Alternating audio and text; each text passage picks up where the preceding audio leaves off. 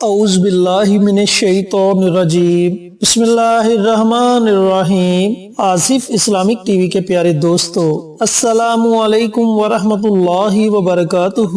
میرے پیارے بھائیوں اور میری پیاری بہنوں، ماہ سفر کا پہلا جمعہ آ گیا ہے اور آج میں آپ کے ساتھ جمعۃ المبارک کے دن کیے جانے والے 3 ایسے عمل شیئر کروں گا جن کے کرنے سے انشاءاللہ آپ کی زندگی بدل جائے گی، آپ کی پریشانیاں ختم ہو جائیں گی، اللہ رب العزت آپ کے لیے رزق کے دروازوں کو کھول دے گا اور آپ کی ہر طرح کی جائز حاجت پوری ہوگی۔ پیارے بھائیوں اور پیاری بہنوں، اس سے پہلے میں آپ کے ساتھ ماہ سفر کی حقیقت بیان کرنا چاہتا ہوں کہ جو لوگ ماہ سفر کو منحوس سمجھتے ہیں وہ ذرا اس بات کو اپنے ذہن میں بٹھا لیں کہ ماہ سفر کی اصل حقیقت کیا ہے۔ پیارے بھائیوں اور پیاری بہنوں، بڑے افسوس کے ساتھ کہنا پڑ رہا ہے کہ موجودہ دور کے بہت سے مسلمان ماہ سفر کو منحوس سمجھتے ہیں اور اس سے بدشگونی لیتے ہیں اور اس کی وجہ یہ بیان کرتے ہیں کہ یہ مہینہ رحمتوں اور برکتوں سے خالی ہوتا ہے، جبکہ ماہ سفر وہ مہینہ ہے جس میں اللہ تعالیٰ نے اپنی رحمت کے دروازوں کو کھول کر اللہ کے رسول صلی اللہ علیہ وآلہ وسلم اور تمام مسلمانوں کو فتح خیبر سے نوازا تھا۔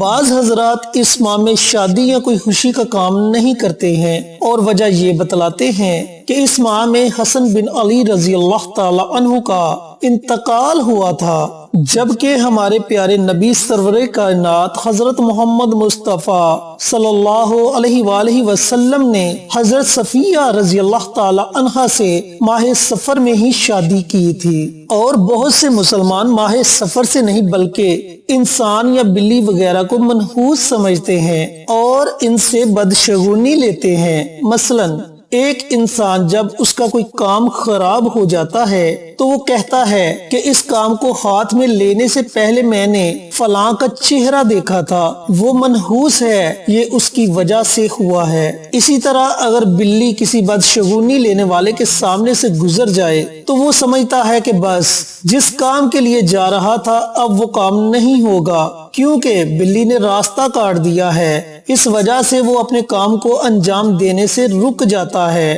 پیارے بھائیوں اور پیاری بہنوں، کوئی مصیبت آنے پر کسی دوسرے کو منحوس قرار دینا یہ مسلمان کا کام نہیں ہے بلکہ کافروں کا کام ہے، جیسا کہ فرعون کی قوم کی بابت اللہ تعالیٰ فرماتا ہے جب ان کو کوئی برائی پہنچتی یا ان پر کوئی مصیبت آ جاتی تو موسیٰ علیہ السلام اور ان کے ساتھیوں کو منحوس قرار دیتے۔ پیارے بھائیوں اور پیاری بہنوں، کوئی مہینہ بھی منحوس نہیں ہوتا اور نہ ہی کسی کی وجہ سے کوئی نقصان ہوتا ہے۔ ترمذی شریف کی حدیث مبارکہ ہے، آپ صلی اللہ علیہ وآلہ وسلم نے فرمایا کہ جان لو اگر پوری امت جمع ہو کر تمہیں کچھ نفع پہنچانا چاہے تو نہیں پہنچا سکتی سوائے اس کے جو اللہ نے تمہارے حق میں لکھ دیا ہے، اور اگر پوری امت جمع ہو کر تمہیں کچھ نقصان پہنچانا چاہے تو نہیں پہنچا سکتی سوائے اس کے جو اللہ نے تمہارے حق میں لکھ دیا ہے۔ اسی طرح صحیح بخاری کی حدیث مبارکہ ہے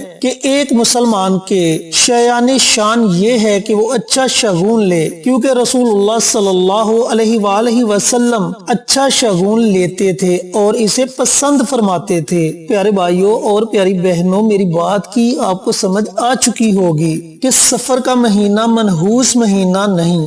اب اس کا پہلا جمعۃ المبارک آ گیا ہے، آپ نے جمعۃ المبارک کے دن 3 عمل لازمی کرنے ہیں، جو عمل میں آپ کو بتانے لگا ہوں، کیونکہ جمعے کا دن کے بارے میں ہمارے پیارے آقا سرور کائنات حضرت محمد مصطفیٰ صلی اللہ علیہ وآلہ وسلم کا ارشاد گرامی ہے کہ جمعہ تمام دنوں کا سردار دن ہے۔ اس دن اللہ رب العزت نے ایک ایسی گھڑی رکھ دی جس گھڑی میں اللہ تعالیٰ اپنے بندوں کی دعاؤں کو سنتا ہے اور قبول کرتا ہے۔ بہت سے علماء کرام نے فرمایا کہ وہ گھڑی خطبہ کا درمیانی وقت ہے۔ بعض علماء کرام کا کہنا ہے کہ وہ گھڑی نماز عصر کے بعد کی گھڑی ہے، اور بعض علماء کا کہنا ہے کہ وہ گھڑی غروب آفتاب سے پہلے کی گھڑی ہے۔ اتنی زیادہ فضیلت ہے جمعۃ المبارک کے دن کی۔ چینل پر نئے آنے والے دوستوں سے گزارش ہے کہ چینل کو سبسکرائب کر کے ساتھ گھنٹی کے بٹن کو دبا کر آل نوٹیفیکیشن پر کلک کر دے تاکہ میری ہر نئی آنے والی ویڈیوز کی اپڈیٹ آپ تک بر وقت پہنچتی رہے۔ جزاک اللہ۔ پیارے بھائیوں اور پیاری بہنوں، آپ نے جمعۃ المبارک کے دن 3 کام لازمی کرنے ہیں، 3 عمل لازمی کرنے ہیں جو عمل میں آپ کو بتانے لگا ہوں۔ انشاءاللہ آپ کی تقدیر بدل جائے گی۔ اب یہ نہیں کہ یہ تینوں عمل آپ نے ماہ سفر کے پہلے جمعۃ المبارک کے دن ہی کرنے ہیں۔ ان اعمال کو آپ نے اپنی زندگی کا معمول بنا لینا ہے اور ہر جمعۃ المبارک کے دن یہ تینوں عمل کر لیا کرے۔ زیادہ سے زیادہ آپ کے 10 سے 15 منٹ لگیں گے، لیکن یہ اعمال آپ کو اگلے جمعہ تک فائدہ پہنچاتے رہیں گے۔ پھر جب اگلا جمعہ آئے تو پھر دوبارہ یہ عمل کر لیں۔ اب عمل آپ نے کیسے کرنے ہیں، ان کا طریقہ کار اچھی طرح سن لیں اور سمجھ لیں۔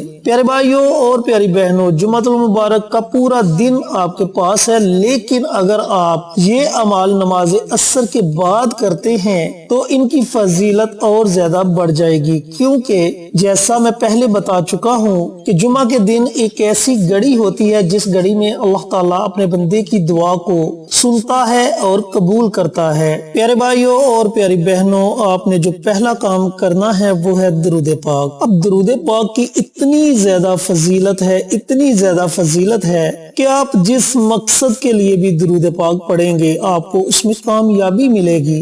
رزق کی پریشانی ہے، رزق کے لیے درود پاک پڑھے۔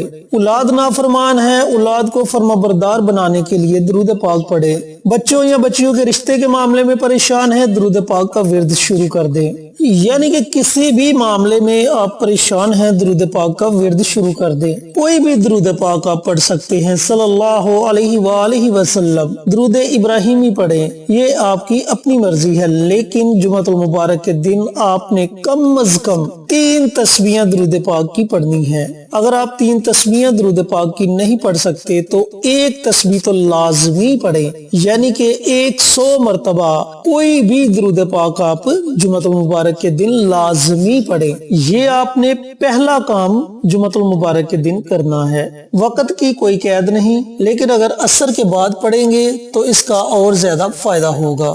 دوسرا کام جو آپ نے جمعۃ المبارک کے دن کرنا ہے، اللہ تعالیٰ کے 3 ناموں کی 1 تسبیح، جن میں ایک اللہ تعالیٰ کا ذاتی نام ہے اور 2 اللہ تعالیٰ کے صفاتی نام ہیں، یا اللہ، یا رحمان، یا رحیم۔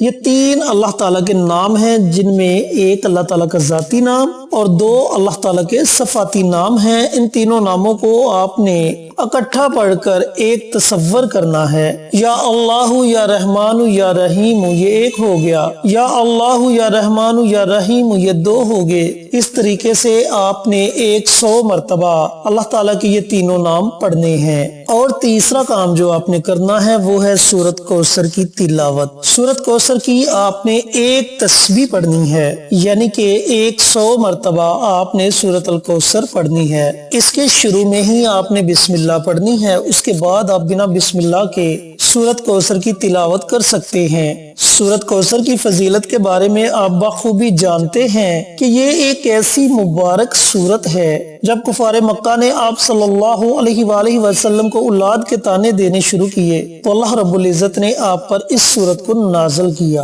اب یہ تینوں عمل کرنے کے آپ کو فائدے کیا ہوں گے؟ جب آپ درود پاک کا عمل کریں گے تو اس عمل کی برکت سے اللہ رب العزت آپ پر اپنے رزق کے دروازوں کو کھول دے گا، آپ کے گھر سے رزق کی تنگ دستی دور ہو جائے گی۔ جب آپ دوسرا عمل کریں گے، اللہ تعالیٰ کے ناموں کا ذکر کریں گے تو اللہ تعالیٰ کی رحمت آپ پر موسلا دھار بارش کی طرح برسنا شروع ہو جائے گی اور آپ کی ہر جائز حاجت پوری ہو جائے گی۔ اللہ تعالیٰ آپ کے ہر کام میں آسانی پیدا کر دے گا۔ اور جب آپ تیسرا کام سورۃ الکوثر کی تلاوت کریں گے تو اس کی برکت سے اللہ رب العزت آپ کو ہر طرح کے شیطانی شر، زمینی آسمانی آفات، دشمنوں کے شر، دشمنوں کے وار، جادو، تعویذات سے محفوظ رکھے گا۔